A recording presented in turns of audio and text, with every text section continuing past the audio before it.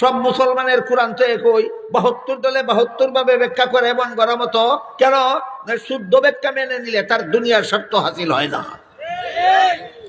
আল্লাহ সম্পর্কে 72 রকমের ব্যাখ্যা মন গড়া ব্যাখ্যা করে কেন? আল্লাহ সম্পর্কে সহি ব্যাখ্যা মেনে নিলে তার দুনিয়ার স্বার্থ হাসিল হয় না। নবী সম্পর্কে 72 রকমের ব্যাখ্যা কইরা জাহান্নামে যায় কেন? সহি ব্যাখ্যা, নবী সম্পর্কে সহি ব্যাখ্যা মেনে নিলে তার দুনিয়ার স্বার্থ হাসিল হয় না।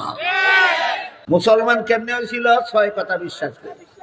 2 নম্বর প্রশ্ন হইল, মুসলমান হইয়া থাকলে জাহান্নামী কেন? মন গড়া ব্যাখ্যার কারণে।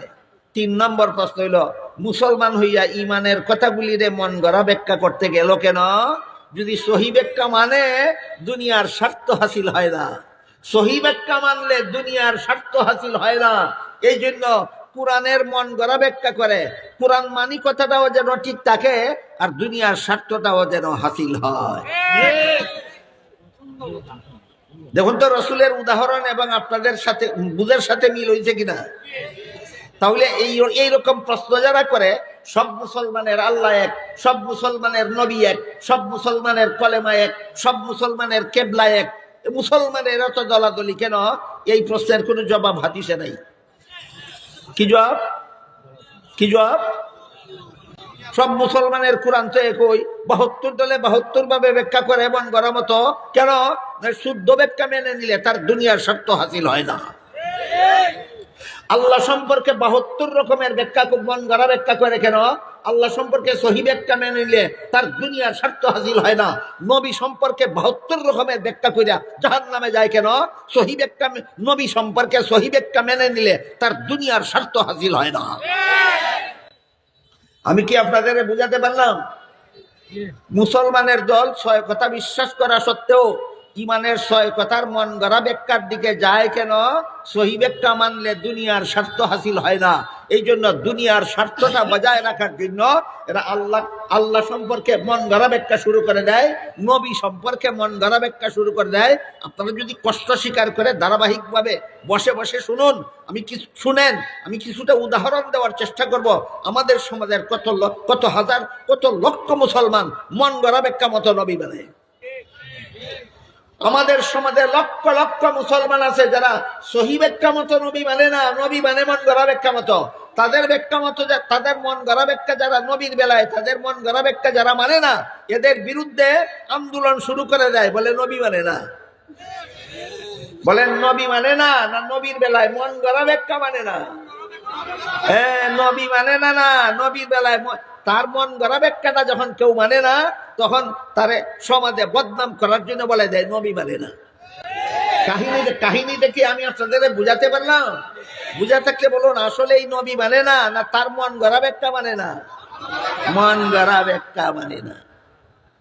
নবী সম্পর্কে মন গড়া ব্যাখ্যা সর্বপ্রথম করেছিল খ্রিস্টানেরা।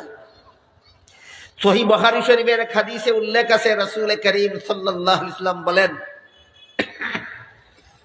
লা তুত্রুনি কামা আত্রাতিন নাসারা ঈসা ইবনে মারইয়াম ফাইন্নী আব্দুল্লাহি ওয়া রাসূলুহু ওয়ালাকিন কুলু আব্দুল্লাহি ওয়া রাসূলুহু। রাসূল বলেন, হে আমার উম্মত মুসলমানেরা, খ্রিস্টানেরা যাবে নবী মন গড়া ব্যাখ্যা মতে নবী মানছিল, তোমরা এইভাবে আমার বেলায় মন গড়া ব্যাখ্যা মতে নবী মানার পথে যাইও না। নবী কি বলেছেন আমাদেরকে? খ্রিস্টানদের মতো মন গড়া ব্যাখ্যায় নবী মানতাম না সহি ব্যাখ্যায়? আপনারা ধৈর্য ধরে বসে শুনলে আমি ইনশাআল্লাহ শেষ পর্যন্ত বলবো, আল্লাহ মানার সহি ব্যাখ্যা পাওয়া যায় কোথায়, নবী মানার সহি ব্যাখ্যা পাওয়া যায় কোথায়। সেখানে যাব, ওইখানে গেলে পরে আমরা চিনতে পারবো সত্যি সত্যি আহলে সুন্নাত ওয়াল জামাত কাকে বলে। খ্রিস্টানদের নবী মানার একটা মন গড়া ব্যাখ্যা শুনবেন। আল্লাহ রসুল যে বুখারী শরীফের হাদিসে বললেন, খ্রিস্টানেরা যেভাবে মন গড়া ব্যাখ্যায় নবী মানছিল, আমার উম্মত মুসলমানেরা তোমরা আমাকে মন গড়া ব্যাখ্যা মতো মানতে যাও না, সহি ব্যাখ্যায় আল্লাহ মানবা, সহি ব্যাখ্যায় নবী মানবা। খ্রিস্টানেরা কিভাবে মন গড়া ব্যাখ্যায় নবী মানছে এবার একটু আপনাদের আবার দিয়ে শুনেন। এই আমাদের শাস্তাগঞ্জে খ্রিস্টান মিশনারির একটা অফিস আমি পাকিস্তান আমল থেকে দেখে এসেছি। বিশাল এরিয়া নিয়ে খ্রিস্টান মিশনারির একটা অফিস ছিল এই জংশন আর পুরান বাজারের মাঝামাঝি সিএনবি রাস্তা আর রেল লাইনের মধ্যখানে। দেখেছেন কেউ? এইটা হলো খ্রিস্টান মিশনারিদের সম্পত্তি। এরা আমাদের বাংলাদেশের স্বাধীনতা লগ্ন থেকেই অসংখ্য বই পুস্তক প্রকাশ করে চলেছে মুসলমান সমাজের মধ্যে খ্রিস্টান ধর্ম প্রচারের জন্য। এই সংগঠনটার নাম হলো খ্রিস্টান মিশনারি বাংলাদেশ। এদের প্রকাশিত একটা বইয়ের নাম আছে কোরআনের আলোকে বেহেশতে যাওয়ার পথ। বইয়ের নাম কোরআনের আলোকে বেহেশতে যাওয়ার পথ। শব্দগুলি দেখলেই কোনো মুসলমান কল্পনাও করতে পারবে না যে এটা খ্রিস্টানদের লেখা বই। আসলে এটা খ্রিস্টানদের লেখা বই। বুঝে থাকলে বলুন, খ্রিস্টানদের লেখা বইয়ের নাম কোরআনের আলোকে বেহেশতে যাওয়ার পথ।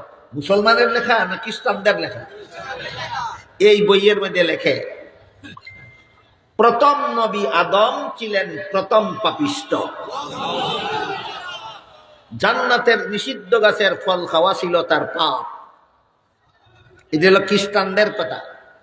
আহলে সুন্নাত ওয়াল জামাতের কথা হলো, এই দেখেন, আহলে সুন্নাত ওয়াল জামাতের আকীদা বিশ্বাসে আর খ্রিস্টানদের আকীদা বিশ্বাসের পার্থক্যটা দেখুন।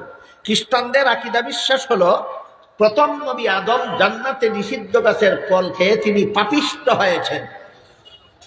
এটা আহলে সুন্নাত ওয়াল জামাতের আকীদা বিশ্বাস না খ্রিস্টানদের আকীদা বিশ্বাস? আহলে সুন্নাত ওয়াল জামাতের আকীদা বিশ্বাস হলো মানুষের কোনো কাজে সওয়াব হয়, কোনো কাজে গুনাহ হয় দুনিয়ার জীবনে। জান্নাতি জীবনের কোনো কাজে সওয়াব নাই, গুনাহ নাই। জান্নাতি জীবনের কোনো কাজে সওয়াব নাই, গুনাহ নাই। আর আদম নিষিদ্ধ গাছের ফল খেয়েছিলেন জান্নাতি জীবনে, এর সাথে সওয়াবেরও কোনো সম্পর্ক নাই, গুনাহরও কোনো সম্পর্ক নাই। আমার কথা বুঝে থাকলে বলুন, খ্রিস্টানদের ধর্ম বিশ্বাস হলো আদম পাপিষ্ট। আহলে সুন্নাত ওয়াল জামাতের আকীদা বিশ্বাস হলো আদম নিষ্পাপ। তাহলে আহলে সুন্নাত ওয়াল জামাতের আকীদা বিশ্বাসে আর খ্রিস্টানদের আকীদা বিশ্বাসে সেম সেম না ডিফারেন্স আছে? ডিফারেন্স আছে। তো এরা এদের বইয়ের মধ্যে লিখেছে প্রথম নবী আদম প্রথম পাপিষ্ট।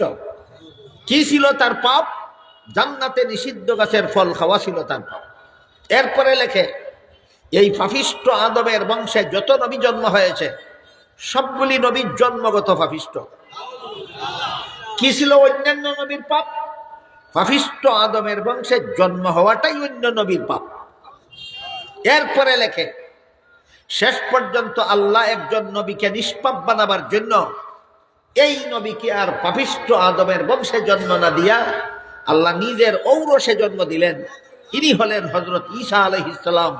ইনি পাপিষ্ট আদমের বংশে জন্ম না হয়ে আল্লাহর ঔরসে জন্ম হওয়ার কারণে ঈসা নবী নিষ্পাপ, সকল নবী পাপিষ্ট। ঈসা নবী নিষ্পাপ, সকল নবী পাপিষ্ট। কাহিনী বুঝে থাকলে বলেন, খ্রিস্টানেরা নবী মানে সহিহ ব্যাখ্যা মতো না মন গড়া? আমি যদি ঘন্টার পর ঘন্টা আলোচনা করতে পারতাম, আপনাদের বুঝাতে পারতাম আমাদের সমাজের কতজন মুসলমান সহিহ ব্যাখ্যা মতো নবী মানে আর কতজন মুসলমান খ্রিস্টানদের মতো মন গড়া ব্যাখ্যা মতো নবী মানে। এবার মূল কথার দিকে ফিরে যাই।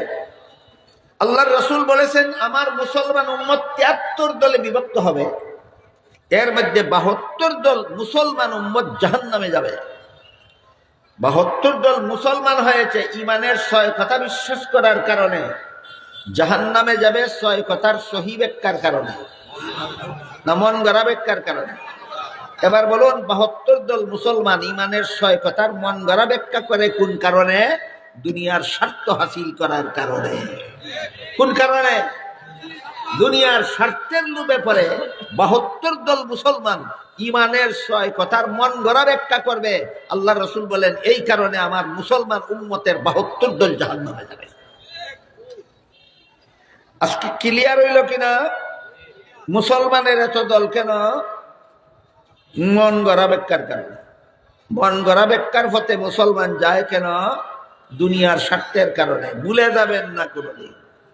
আজকে পরিষ্কার হইল মুসলমানের এত দল কেন? মন গড়া ব্যাখ্যার কারণে। মুসলমান মন গড়া ব্যাখ্যার পথে যায় কেন? দুনিয়ার লোভে। আর কোনদিন ভুলে যাবেন না। জীবনে অনেক প্রশ্নকারী পাবেন, বারবার প্রশ্ন করবে সব মুসলমানের কোরআন এক, সব মুসলমানের আল্লাহ এক, সব মুসলমানের নবী এক, মুসলমানের এত দল কেন? আরে কোরআন যদি 72 দলে দুনিয়ার স্বার্থের লোভে ফিরিয়া কোরআনে যদি 72 মতো ব্যাখ্যা করে, আহলে সুন্নাত ওয়াল জামাত একটা ব্যাখ্যাও মেনে নেবে না। এই জন্য মুসলমানের এত দল। এরপরে রাসূল বলেন, আমার মুসলমান উম্মতের একটা দল হবে জান্নাতি, আমার মুসলমান উম্মতের একটা দল হবে। এবার বলুন, জান্নাতি দলটা মুসলমান কিনা? এরা কেমনে মুসলমান হইল? এই 6 কথা। জান্নাতি দলটা যেহেতু মুসলমান, এরা 6 কথা বিশ্বাস করেই মুসলমান হইল। জানার ব্যাপার হইল, এই মুসলমানের এই দলটা জান্নাতি কেন হইল? একমাত্র কারণ, মুসলমানের একটা দলকে আল্লাহ রাসূল জান্নাতি বলেছেন, এরা ইমানের 6 কথা মন গড়া ব্যাখ্যা করে না, দুনিয়ার লোভে ফিরে ইমান ব্যবহার করে না। এরা সুদা পথে জান্নাতে যাওয়ার জন্য, দুনিয়ার স্বার্থ হাসিল করার জন্য নয়, সুদা পথে সিরাতে মুস্তাকিমের পথে জান্নাতে যাওয়ার জন্য ইমানের 6 কথা সহিহ ব্যাখ্যা মতো বিশ্বাস করে। এখানে 2 কথা মানতে হবে, বিশ্বাস জানতে হবে। 1 নম্বর, একদল মুসলমান জান্নাতি, এরা মুসলমান 6 কথা বিশ্বাস করার কারণে। জান্নাতি কেন? মন গড়া ব্যাখ্যার পরিবর্তে সহিহ ব্যাখ্যার কারণে। ওরা মন গড়া ব্যাখ্যার পথে গেল কেন? দুনিয়ার স্বার্থের কারণে। এরা মন গড়া ব্যাখ্যার পথে গেল না কেন? এরা দুনিয়ার স্বার্থ চায় না, এরা সুজা পথে জান্নাতে যেতে চায়। ক্লিয়ার হয়েছে নি? 72 দল ইমানের 6 কথার মন গড়া ব্যাখ্যা করে কেন? এরা সুজা পথে জান্নাতে যাওয়া ছেড়ে দিয়ে দুনিয়ার স্বার্থ হাসিল করতে চায়। একদল মুসলমান মন গড়া ব্যাখ্যার পথে না গিয়ে সহিহ ব্যাখ্যার পথে যায় কেন? এরা দুনিয়ার স্বার্থ চায় না, এরা সুজা পথে জান্নাতে যেতে চায়।